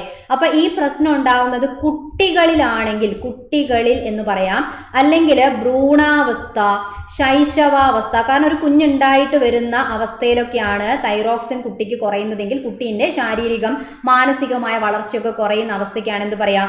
ക്രെറ്റിനിസം എന്ന് പറയുന്നത്. ഓക്കെ, എന്താണ്? ക്രെറ്റിനിസം. അപ്പൊ ക്രെറ്റിനിസത്തിന്റെ കുട്ടി എന്ന് ആലോചിച്ച് വെക്കാറുണ്ട്. ഇനി അതേപോലെ മിക്സഡിമ, ഇതേ പ്രശ്നം ഉണ്ടാവുന്നത് മുതിർന്നവരിലാണെങ്കിൽ രോഗത്തിന്റെ പേരാണ് മിക്സഡിമ. തൈറോക്സിൻ കുറയുന്നത്. ഓക്കെ, ഇനി തൈറോയ്ഡ് ഗ്രന്ഥിക്ക് പ്രവർത്തിക്കാൻ ആവശ്യമായിട്ടുള്ള മൂലകം ഏതാന്ന് ചോദിച്ചാൽ ആൻസർ എന്താ? അയഡിൻ ആണ്. അയഡിൻ കൃത്യമായിട്ടുണ്ട്. നമുക്ക് ഉപ്പിൽ കൂടെയും കടൽ മത്സ്യത്തിൽ കൂടെയൊക്കെ നമുക്ക് എന്ത് ചെയ്യും? അയഡിൻ കിട്ടും. അപ്പൊ ഉപ്പിൽ കൂടെയാണ് കിട്ടുന്നത്. അയഡിൻ കുറഞ്ഞാൽ തൈറോക്സിന്റെ അളവ് കുറയും. തൈറോയ്ഡ് ഗ്രന്ഥിക്ക് പ്രവർത്തിക്കാൻ പറ്റാണ്ട് തൈറോക്സിന്റെ അളവ് കുറയും. അപ്പൊ തൈറോയ്ഡ് ഗ്രന്ഥി ഇങ്ങനെ അതിനെ ഉണ്ടാക്കാനുള്ള ശ്രമം നടത്തുമ്പോൾ പിന്നെയും സ്ട്രെസ് കൂടുമ്പോൾ ആ ഗ്രന്ഥി എന്ത് ചെയ്യാണ്? വീങ്ങി വരും അല്ലെ? അപ്പൊ തൈറോയ്ഡ് ഗ്രന്ഥിക്ക് വീക്കം, തൈറോയ്ഡ് ഗ്രന്ഥിക്ക് എന്ത് ചെയ്യാണ്? വീക്കം ഉണ്ടാവുന്ന ഒരു അവസ്ഥ വരും. അതിങ്ങനെ വീങ്ങി വരും, കഴുത്തിന്റെ ഭാഗം വീങ്ങി വരും. ആ അവസ്ഥയ്ക്കാണ് നമ്മൾ എന്ത് പറയുന്നത്? ഗോയിറ്റർ എന്ന് പറയുന്നത്. ഓക്കെ അല്ലേ? റെഡി അല്ലേ? ഗോയിറ്റർ എന്നാണ് ആ അവസ്ഥയ്ക്ക് പറയാം. ഇനി രണ്ടാമത്തെ ഹോർമോൺ ആണ് കാൽസിറ്റോണിൻ. ഇവരുണ്ടാക്കുന്ന രണ്ടാമത്തെ തൈറോയ്ഡ് ഗ്രന്ഥി ഉണ്ടാക്കുന്ന ഒന്നാമത്തെ ഹോർമോൺ തൈറോക്സിൻ. ഉപാപചയ പ്രവർത്തനം പറഞ്ഞു. അതുമായിട്ട് ബന്ധപ്പെട്ട് ക്രെറ്റിനിസം, മിക്സഡിമ, അയഡിൻ ആണ് ആവശ്യം. അയഡിൻ കുറയുമ്പോൾ ഗ്രന്ഥി വീങ്ങുവാണെങ്കിൽ ഗോയിറ്റർ എന്ന് പറയാം. അപ്പൊ ഈ പറഞ്ഞാൽ ക്രെറ്റിനിസത്തിനും മിക്സഡിമയ്ക്കും ഗോയിറ്ററിനും എല്ലാം പ്രശ്നം തൈറോക്സിൻ ഇല്ല എന്നുള്ളതാണ് അല്ലെ? അതുകൊണ്ട് ഹൈപ്പോ തൈറോയിഡിസത്തിന്റെ ഭാഗമായിട്ട് എല്ലാവരെയും ആലോചിച്ച് വെക്കാം. ഇനി രണ്ടാമത്തെ ഹോർമോൺ കാൽസിറ്റോണിൻ ആണ്. ആ പേര് പോലെ തന്നെ എന്തോ ഒരു ബന്ധം കാൽസ്യവുമായിട്ട് ഉണ്ടാവൂലേ? എന്താണ്? കാൽസ്യം കൂടുമ്പോൾ കുറയ്ക്കുക എന്ന് പറയുന്ന പണിയാണ് ഇവർ ചെയ്യുക. രക്തത്തില് കാൽസ്യം കാൽസ്യം കൂടുന്ന സമയത്ത് കുറയ്ക്കുക എന്ന് പറയുന്ന പണിയാണ് ഇവർ ചെയ്യുക. അപ്പൊ ഓർമ്മിച്ച് വെച്ചേക്ക, കാൽസ്യത്തിന്റെ സാധാരണ അളവ് നമ്മൾ അറിയണം അല്ലെ? എന്നാൽ മാത്രമാണ് ഇത് കുറഞ്ഞോ കൂടിയോ എന്നൊക്കെ നമുക്ക് പറയാൻ പറ്റുള്ളൂ. സാധാരണ അളവ് എത്രയാ? 9 മുതൽ 11 മില്ലിഗ്രാം ആണ് 100 ml ബ്ലഡിൽ. 100 ml ബ്ലഡ് എടുത്ത് ടെസ്റ്റ് ചെയ്താൽ 9-11 മില്ലിഗ്രാം, 9 മുതൽ 11 മില്ലിഗ്രാമിന്റെ ഇടയിലായിരിക്കണം. ഓക്കെ, അപ്പൊ അതിലേക്ക് കൂടുന്നുണ്ടെങ്കിൽ അത് പിടിച്ച് കുറച്ച് ഈ ഒരു ലെവലിലേക്ക് എത്തിക്കുന്ന ആരാ? അയാൾ കാൽസിറ്റോൺ എന്ന് പറയുന്ന ഹോർമോൺ ആണ് ചെയ്യുക. ഇനി ഇതേ കാര്യം കുറയുമ്പോൾ കൂട്ടണം, അത് ഇവർ ചെയ്യുന്നില്ല. അതൊരു തൊട്ടടുത്തൊരു ഗ്രന്ഥി പാരാതൈറോയ്ഡ് പറയും. അപ്പൊ അവരാണ് ആ പണി ചെയ്യുക, കാൽസ്യത്തിന്റെ ബാക്കി പണി ചെയ്യാം.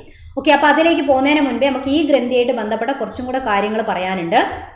അപ്പം ഇത് ക്ലിയർ അല്ലേ? ഉപാപചയ പ്രവർത്തനങ്ങളുടെ നിരക്ക് നിയന്ത്രിക്കുന്ന ഗ്രന്ഥിയാണ്. തൈറോക്സിന്റെ ഉൽപാദനം കുറയുന്ന അവസ്ഥയ്ക്ക് എന്താ നമ്മളിപ്പോ പറഞ്ഞത്? ഹൈപ്പോ തൈറോയിഡിസം എന്നാണ് പറഞ്ഞത്. ഭ്രൂണാവസ്ഥയിലോ ശൈശവാവസ്ഥയിലോ കുറഞ്ഞാലുള്ള പേരെന്താ പറയാ? ക്രെറ്റിനിസം. Okay, cretinism. കുട്ടീന്ന് ആലോചിച്ച് വെച്ചാൽ മതി. മുതിർന്നവരിലാണെങ്കിൽ എന്താ പേര് പഠിച്ചത്? മിക്സോഡിമ എന്നാണ് പറയാ. തൈറോക്സിന്റെ ഉൽപാദനം ഇനി കൂടുവാണ്, ആ അവസ്ഥയാണ്. ഉൽപാദനം കൂടുവാണെങ്കിൽ നമ്മൾ എന്ത് പേരാ പറയാ? അതിന് പറയുന്ന പേരാണ് എന്ത്? നേരത്തെ കുറഞ്ഞപ്പോ ഹൈപ്പോ എന്ന് പറഞ്ഞു, ഇപ്പൊ എന്താ പറയാ? കൂടുന്ന അവസ്ഥയ്ക്ക് നമ്മൾ ഹൈപ്പർ തൈറോയിഡിസം എന്നാണ് പറയാ. ഹൈപ്പർ തൈറോയിഡിസം എന്നാണ് അതിന് നമ്മൾ പറയാം. ഓക്കെ, റെഡി അല്ലേ? ഇതാണ് ഹൈപ്പർ തൈറോയിഡിസം. കൂടുന്നത്, അളവ് കൂടുന്നതിനാണ് പറയാം. അങ്ങനെ കൂടിക്കഴിഞ്ഞാൽ കുറേ ശരീരത്തിലുള്ള ഉപാപചയ പ്രവർത്തന നിരക്കൊക്കെ കൂടുക അല്ലെ? ഇങ്ങനെയുള്ള കുറേ കാര്യങ്ങളുണ്ടാവും. ശരീരത്തിലെ പല പ്രശ്നങ്ങളുണ്ടാവും. ആ കൂട്ടത്തിലെല്ലാം കൂടുമ്പം കുറയുന്ന ഒരു കാര്യമുണ്ട്. ശരിക്കും ശരീരഭാരം ഇവിടെ കുറയാണ് ചെയ്യുന്നത്. ഓക്കെ, അപ്പൊ ഓർമ്മിച്ച് വെച്ചേക്കണം. അതേപോലെ ഹൈപ്പോ തൈറോയിഡിസം ഉണ്ടാവുന്ന സമയത്ത് ശരീരഭാരം അപ്പൊ എന്താ ചെയ്യുന്നത്? ഓപ്പോസിറ്റ് ആയിട്ടാണ്. അവിടെ ശരീരഭാരം കൂടുന്നു. ഹൈപ്പോ ആവുമ്പോൾ കൂടുന്നു, ഹൈപ്പർ ആവുമ്പോൾ കൂടുന്നു. ഭാരം മാത്രം ഓപ്പോസിറ്റ് ആയിട്ടുള്ള കാര്യമാണ് ചെയ്യുക. ഓക്കെ, അപ്പൊ അങ്ങനെ പല പ്രശ്നങ്ങൾ ഉണ്ടാവുന്നതിന്റെ കൂട്ടത്തിൽ നമ്മളെ കണ്ണൊക്കെ ഇങ്ങനെ പുറത്തേക്ക് തള്ളി വരാനൊക്കെ തുടങ്ങും. കണ്ണ് പുറത്തേക്ക് ഇങ്ങനെ തള്ളി വീങ്ങി നിൽക്കുന്നതുകൊണ്ട് നമ്മൾ ഒരു ടൈപ്പ് കണ്ണ് ഇങ്ങനെ തള്ളി നിൽക്കുന്നു അല്ലെ? ഇവിടെ ഉണ്ടാക്കിയപ്പോൾ നമ്മൾ ഗോയിറ്റർ എന്ന് പറഞ്ഞു, കുറഞ്ഞപ്പോഴാണ് പ്രശ്നം. പക്ഷെ ഇത് കണ്ണ് തള്ളിയൊക്കെ വരുന്ന ഒരു പ്രശ്നം ആയതുകൊണ്ട് ഒഫ്താൽമിക് എന്ന് പറഞ്ഞാൽ കണ്ണുമായി ബന്ധപ്പെട്ട വാക്കാണ്. എക്സ് പുറത്തേക്ക് അല്ലെ? എക്സ് ഒഫ്താൽമിക് ഗോയിറ്റർ എന്ന് പറയുന്ന ഒരു അവസ്ഥയാണ് ഹൈപ്പർ തൈറോയിഡിസ് ആയിട്ട് ബന്ധപ്പെട്ട് ഓർമ്മിച്ച് വെക്കേണ്ടത്. ഇതിന്റെ മറ്റൊരു പേരാണ് എന്ത്? ഗ്രേവ്സ് രോഗം എന്നറിയപ്പെടുന്ന രോഗം ഏതാണ്? എക്സ് ഒഫ്താൽമിക് ഗോയിറ്റർ എന്നാണ് പറയാം. ക്ലിയർ? ഓക്കെ അല്ലേ? അപ്പൊ അത്യാവശ്യം കാര്യങ്ങളൊക്കെ പറഞ്ഞു. അപ്പൊ കാൽസിറ്റോൺ എന്ന് പറയുന്ന ഒരു ഹോർമോണിനെ ഉണ്ടാക്കുന്നു. കാൽസ്യം കൂടുമ്പോൾ കുറയ്ക്കുന്നു എന്നല്ലേ പറഞ്ഞേ? അപ്പൊ ഇവിടെ തന്നെ പഠിക്കാം. അടുത്ത ഗ്രന്ഥിയാണ് പാരാതൈറോയ്ഡ് ഗ്രന്ഥി. ഇവരാണ് കാൽസിറ്റോണിന്റെ കൂടെ ചേർന്ന് കാൽസ്യത്തിന്റെ അളവ് സെറ്റാക്കാൻ സഹായിക്കുന്നത്. അപ്പൊ ഇവരുണ്ടാക്കുന്ന ഹോർമോണിന്റെ പേരാണ് എന്ത്? പാരാതെർമോൺ എന്ന് പറയുന്ന ഹോർമോണാണ് ഉണ്ടാക്കുക. കാൽസ്യം കുറയുമ്പോൾ കൂട്ടുന്നു എന്ന് പറയുന്ന പണിയാണ് ചെയ്യുക അല്ലെ? ഇതിന്റെ സ്ഥാനം എവിടെയാ? തൈറോയ്ഡ് ഗ്രന്ഥിക്ക് പിന്നിലാണ് സ്ഥാനം. അപ്പൊ ഓർമ്മിച്ച് വെച്ചേക്കുക, കാൽസിറ്റോണിൻ ആരാണ് ഉണ്ടാക്കിയത്? തൈറോയ്ഡ് ഗ്രന്ഥിയാണ് ഉണ്ടാക്കി അല്ലെ? തൈറോയ്ഡ് ഗ്രന്ഥിയാണ്. ഇനി പാരാതോർമോണിനെ ആരാ ഉണ്ടാക്കിയത്? പാരാതൈറോയ്ഡ് ഗ്രന്ഥിയാണ് ഉണ്ടാക്കിയത്. ഓക്കെ, ആരാണ്? പാരാതൈറോയ്ഡ് ഗ്രന്ഥിയാണ് ഉണ്ടാക്കിയത്. അപ്പൊ ഇവര് രണ്ടാളും കൂടെ ചേർന്നിട്ടാണ് കാൽസ്യത്തിന്റെ അളവ് 9-11 മില്ലിഗ്രാം പെർ 100 ml എന്നുള്ള രീതിയിൽ നിലനിർത്താൻ സഹായിക്കുന്നത്. റെഡി? ക്ലിയർ? ഓക്കെ, അപ്പൊ ഓർമ്മിച്ച് വെച്ചേക്കുക, രണ്ടുപേരും കൂടെ ചേരുമ്പോഴാണ് കാൽസ്യത്തിന്റെ അളവ് കൃത്യമായിട്ട് നിലനിർത്താൻ സഹായിക്കുന്നത്. ക്ലിയർ അല്ലേ? അപ്പൊ അങ്ങനെ ആ ഗ്രന്ഥി കഴിഞ്ഞ് ഇനി അടുത്തൊരു ഗ്രന്ഥി വേഗം നമുക്ക് പറയാം. കുറച്ച് കാര്യങ്ങളും കൂടെ, കുറച്ച് ഗ്രന്ഥിന്റെ പേരും കൂടെ. അടുത്ത എന്താ? പാൻക്രിയാസ് ആണ്.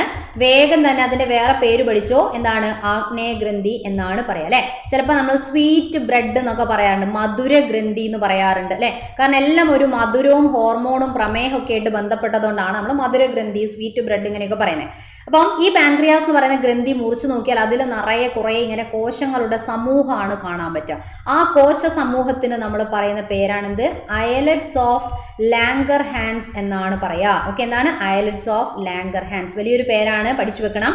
പാൻക്രിയാസിന്റെ കോശ സമൂഹം മുറിച്ചാൽ കുറെ കോശങ്ങൾ ഇങ്ങനെ കൂട്ടമായി കിടക്കുന്ന കാണാം. അതിന്റെ പേരാണ് അയലറ്റ്സ് ഓഫ് ലാംഗർഹാൻസ്. അതിനകത്ത് പ്രധാനമായും 2 തരത്തിലുള്ള കോശങ്ങളാണ് കാണാൻ പറ്റുന്നത്. കുറേ കോശങ്ങളെ കണ്ടാലും ശരിക്കും ഒരു 2 ടൈപ്പ് കോശങ്ങളാണ് ഇങ്ങനെ നിരന്ന് കിടക്കുന്നത്. ഇതിൽ ഈ ഒരു കോശത്തിന്റെ പേര് ആൽഫ കോശം എന്നാണെങ്കിൽ അടുത്ത ടൈപ്പിന്റെ പേരെന്ത് കൊടുക്കാം? നമുക്ക് വെറുതെ ബീറ്റ കോശം എന്ന് പേര് കൊടുക്കാം. ഓക്കെ, അപ്പൊ ആൽഫ കോശം എന്നും ബീറ്റ കോശം എന്ന് പറയുന്ന 2 ടൈപ്പ് കോശങ്ങളാണ് ഉള്ളത്. ആൽഫ കോശം ഉണ്ടാക്കുന്ന ഹോർമോണിന്റെ പേരാണ് ഗ്ലൂക്കഗോൺ. എന്താണ്? ഗ്ലൂക്കഗോൺ എന്നാണ് പറയാം. ബീറ്റ കോശം ഉണ്ടാക്കുന്ന ഏതാണ്?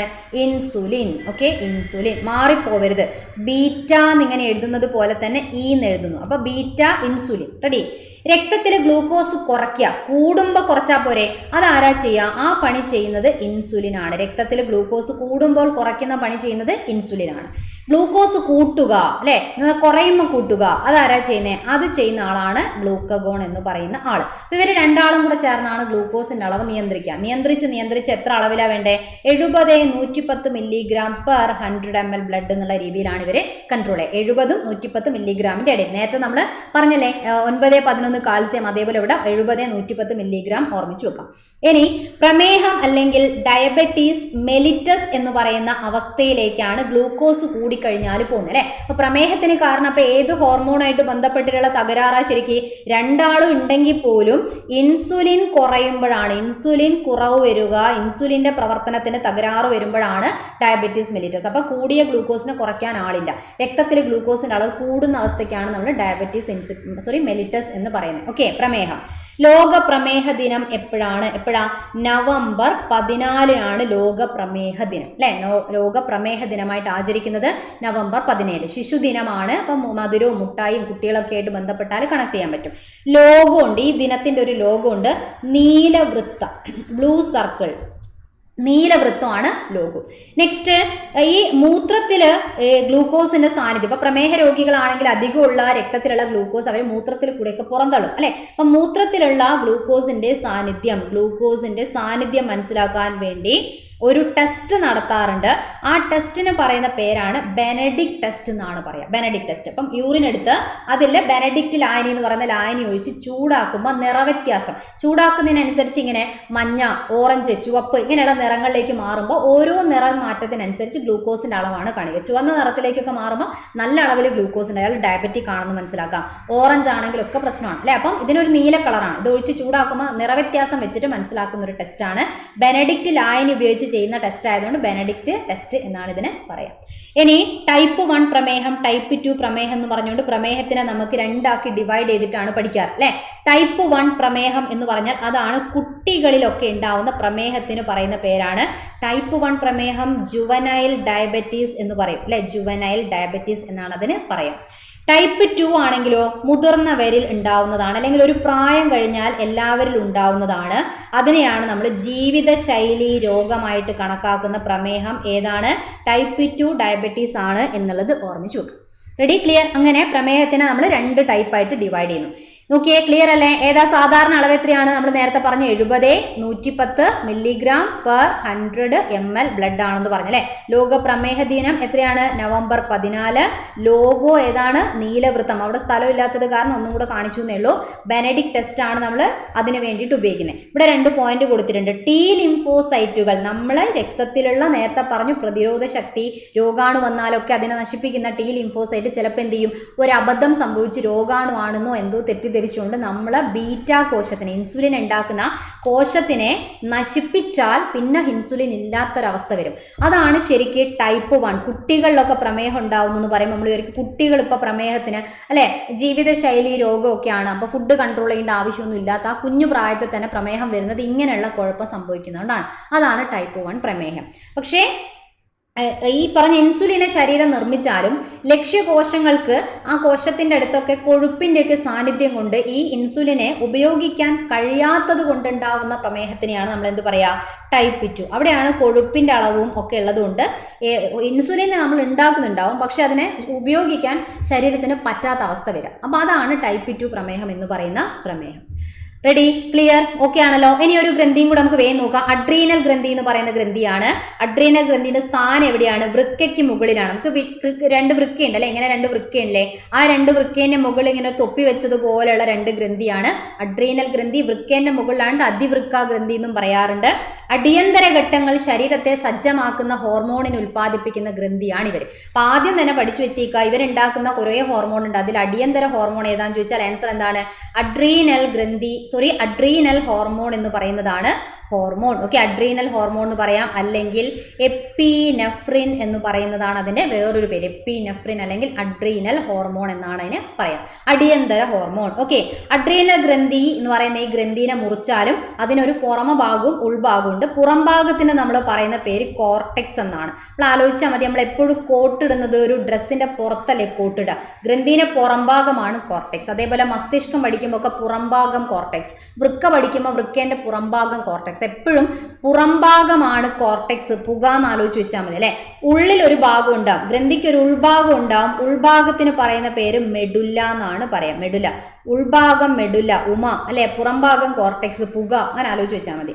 കോർട്ടെക്സ് ഉൽപ്പാദിപ്പിക്കുന്ന ഹോർമോൺ എന്ന് പറഞ്ഞാൽ 3 ഹോർമോണിന്റെ പേര് പഠിക്കണം. അതാണ് കോർട്ടിസോൾ എന്ന് പറയുന്ന ഒരു ഹോർമോൺ ഉണ്ട്, ആൽഡോസ്റ്റീറോൺ എന്ന് പറയുന്ന ഒരു ഹോർമോൺ ഉണ്ട്. ഓൾറെഡി നമ്മൾ നേരത്തെ പറഞ്ഞു ലൈംഗിക ഹോർമോണുകൾ ഉണ്ട്. ഇങ്ങനെ 3 ടൈപ്പ് ഹോർമോണിനാണ് ഉണ്ടാക്കുക. ഇതിൽ സ്ഥിരം ചോദിക്കുന്ന ഒരു PYQ ആണ്, വൃക്കയിൽ പ്രവർത്തിച്ച് ശരീരത്തിലെ ലവണ ജല സന്തുലനാവസ്ഥ നിലനിർത്താൻ ഇതിൽ ആരാ സഹായിക്കുന്നേ? രണ്ടാമത് പറഞ്ഞ ആൽഡോസ്റ്റീറോൺ ആണ് ഈ പണി ചെയ്യുന്നത്. ഓർമ്മിച്ച് വെച്ചേക്കണം. ഓക്കെ, ചിലപ്പോൾ വൃക്കയിലെ ജലത്തിന്റെ പുനരാകിരണം ചോദിക്കുമ്പോൾ ഈ ഒരു ഓപ്ഷൻ വരാറുണ്ട്, ഒരുപാട് ആൾ തെറ്റിക്കാറുണ്ട്.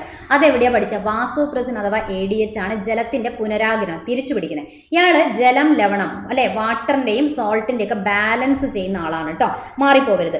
ഇനി അഡ്രീനൽ ഗ്രന്ഥിന്റെ ഉൾഭാഗത്തിന് എന്താ പറയാ? മെഡുല്ല എന്നാണ് പറയാ. മെഡുല്ല ഉൽപ്പാദിപ്പിക്കുന്ന ഹോർമോൺ ആണ് ഏതൊക്കെ? നേരത്തെ നമ്മൾ പറഞ്ഞ നമ്മളെ അഡ്രിനാലിൻ എന്ന് പറയുന്നതും അതേപോലെ നോർ അഡ്രിനാലിൻ എന്ന് പറയുന്ന 2 ഹോർമോൺ ആണ് ഇവര് ഉണ്ടാക്കുന്നത്. റെഡി, ക്ലിയർ അല്ലേ? ഓക്കെ, അപ്പൊ അതിൽ അഡ്രിനാലിനെയാണ് നമ്മൾ അടിയന്തര ഹോർമോൺ എന്ന് പറയുന്നത്. ഇവിടെ ഞാൻ ജസ്റ്റ് എഴുതിയപ്പോൾ അഡ്രീനൽ ഹോർമോൺ എന്നാണ് എഴുതിയത്. അഡ്രിനാലിൻ എന്ന് പറയുന്ന ഹോർമോൺ എന്നാണ് വേണ്ടത്. അഡ്രീനൽ എന്നായിപ്പോയതാണ്, ഗ്രന്ഥിന്റെ പേര് പോലെ പറഞ്ഞു പോയതാണ്. അഡ്രിനാലിൻ എന്ന് പറയുന്ന ഹോർമോൺ ആണ് ഏത്? അടിയന്തര ഹോർമോൺ എന്ന് അറിയപ്പെടുന്നത്. അഡ്രിനാലിനെയാണ് പറയുന്നത്, അഡ്രിനാലിൻ ഹോർമോൺ. റെഡി, ഇതേപോലെ ടെക്സ്റ്റിലൊക്കെ കൃത്യമായിട്ട് കൊടുത്തിട്ടുണ്ട്. ഗ്രന്ഥിനെ മുറിച്ചാൽ നിങ്ങൾക്ക് കാണാം, ഉൾഭാഗം ഈ ഭാഗമാണ് മെഡുല്ല, പുറം ഭാഗമാണ് എന്ത്? കോർട്ടെക്സ് എന്ന് പറയുന്നത്. കണ്ടില്ലേ, കോർട്ടെക്സ് ഉണ്ടാക്കുന്ന 3 എണ്ണം: കോർട്ടിസോൾ, ആൽഡോസ്റ്റീറോൺ, ലൈംഗിക ഹോർമോൺ. ഇതിലെ ഈ ഭാഗമാണ് സ്ഥിരം ചോദിച്ചുകൊണ്ടിരിക്കുന്ന ക്വസ്റ്റ്യൻ ആണ്. ഇവിടെയൊക്കെ ഉണ്ട് മാംസ്യം, കൊഴുപ്പ് എന്നിവയിൽ നിന്ന് ഗ്ലൂക്കോസിന്റെ നിർമ്മാണമായിട്ട് ബന്ധപ്പെട്ട സാധനമാണ് ഇത് കോർട്ടിസോൾ എന്നൊക്കെ പറഞ്ഞാൽ. ഓക്കെ, അതേപോലെ മെഡുല്ല ഉണ്ടാക്കുന്നവരാണ് അഡ്രിനാലിൻ ആൻഡ് നോർ അഡ്രിനാലിൻ. അഡ്രിനാലിന്റെ വേറെ പേര് എപ്പിനെഫ്രിൻ, നോർ അഡ്രിനാലിന്റെ വേറെ പേരെന്താ? Norepinephrine. അടിയന്തര സാഹചര്യപ്പെട്ട് നമ്മളൊരു പേടിപ്പെടുത്തുന്ന കാര്യം, എന്തെങ്കിലും ഒരു എമർജൻസി സിറ്റുവേഷൻ വരുമ്പോൾ അതിനെ തരണം ചെയ്യാൻ നമ്മളെ ബോഡീനെ സജ്ജമാക്കുന്നത് ആദ്യം അഡ്രിനാലിനാണ്. അതുകൊണ്ടാണ് ഇതിനെ നമ്മൾ അടിയന്തര ഹോർമോൺ എന്ന് പറയുന്നത്. അത് കഴിഞ്ഞാൽ നമ്മളെ പഴയൊരവസ്ഥയിലേക്ക് തിരിച്ചു കൊണ്ടുവരാൻ ആര് സഹായിക്കും? നോർ എപ്പിനെഫ്രിൻ എന്ന് പറയുന്ന ഈ ഹോർമോണും സഹായിക്കും. ഓക്കെ, എന്ന് പറഞ്ഞാൽ ഇതിന്റെ കൂടെ ചേർന്ന് പ്രവർത്തിക്കുന്ന ഹോർമോൺ ആണ് നോർ എപ്പിനെഫ്രിൻ. ക്ലിയർ അല്ലേ? ഓക്കെ അല്ലേ? കുറെ കാര്യങ്ങൾ നമ്മൾ പറഞ്ഞിട്ടുണ്ട്. അത്യാവശ്യം കുറേ ഹോർമോണിന്റെ കേസസ് ഒക്കെയാണ് ഈ ഒരു വീഡിയോയിൽ ഡിസ്കസ് ചെയ്തത്. അപ്പോൾ ഒന്നാമത്തെ ഒരു ചിത്രം കണ്ടാൽ നിങ്ങൾക്ക് ഓർമ്മയുണ്ടാവും ഏതൊക്കെ ഗ്രന്ഥികൾ, അന്തസ്രാവി ഗ്രന്ഥി എന്നാണ് പൊതുവേ നമ്മൾ പറയാം. ഈ അന്തസ്രാവി ഗ്രന്ഥികളൊക്കെ നമ്മൾ പഠിക്കണം അല്ലെ, എന്തൊക്കെ ഹോർമോണിനെ നിർബന്ധമായിട്ട് ഓർമ്മിക്കണം എന്നുള്ള ഒരു ക്വിക്ക് റിവിഷൻ ആണ് ഇപ്പോൾ നമ്മൾ ചെയ്തത്. അപ്പം എന്തായാലും എല്ലാവർക്കും യൂസ്ഫുൾ ആയി കാണും, ക്ലിയർ ആണ്. ഈ ഒരു ടോപ്പിക്കിൽ കൺഫ്യൂഷൻ ഉള്ള ആൾക്കാർക്ക് കുറച്ചെങ്കിലും അത് സോൾവ് ചെയ്യാൻ വേണ്ടിയിട്ട് ഈ ഒരു വീഡിയോ യൂസ്ഫുൾ ആയി കാണുമെന്ന് വിചാരിക്കുകയാണ്. അപ്പോൾ ഒന്ന് നന്നായിട്ട് വീഡിയോസൊക്കെ കാണുക, ഇഷ്ടപ്പെട്ടിട്ടുണ്ടെങ്കിൽ ലൈക്ക് ചെയ്യുക, ഫ്രണ്ട്സിനൊക്കെ വേണമെങ്കിൽ ഷെയർ ചെയ്യാം. ഓക്കെ, അതേപോലെ നിങ്ങൾക്ക് പ്രയാസമുള്ള ഇങ്ങനെയുള്ള ടോപ്പിക് ഏതെങ്കിലും ഉണ്ടെങ്കിൽ കമൻറ്റ് ചെയ്യാം. നമുക്ക് എക്സാമിൻ്റെ ഇടയിൽ കൂടുതലായിട്ട് ഇതുപോലെ റിവിഷൻസ് ഒക്കെ സെറ്റ് ചെയ്യാം. അപ്പോൾ ഏതെങ്കിലും ഭാഗം ഉണ്ടെങ്കിലൊക്കെ കമൻറ്റ് ചെയ്യാം. റെഡി അല്ലേ? അപ്പോൾ എല്ലാവർക്കും ഓക്കെയാണ്. നമുക്ക് എന്തായാലും വീണ്ടും കാണാം. Thank you.